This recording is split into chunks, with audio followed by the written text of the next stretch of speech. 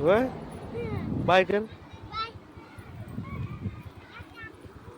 हर्षला सकाळी शाळेत सोडलं आणि मला जायचं होतं क्रिकेटच्या स्पर्धा बघाय.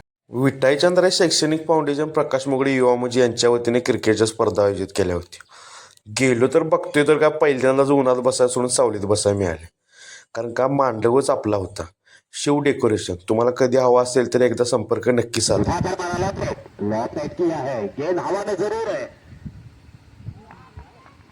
स्पर्धा थोडा वेळ बघून मी तिथनं बाहेर पडलो कारण मला पण कोल्हापूरला महत्त्वाची कामं होती. आज गुरुवार असल्यामुळं म्हणलो आज दत्तांचं दर्शन घ्यायला पाहिजे. मग आज जाताना पर्याग चिखली या ठिकाणी गेलो. जाताक्षणी दत्तांचं दर्शन घेतलं. आजचा दिवस कोल्हापुरात पूर्ण जाणार होता. 5:30 वाजून गेलते. तरी पण थांबलो आणि 8:30 वाजता रात्रीचं थोडा वेळ माधवा रोडला खरेदी केली.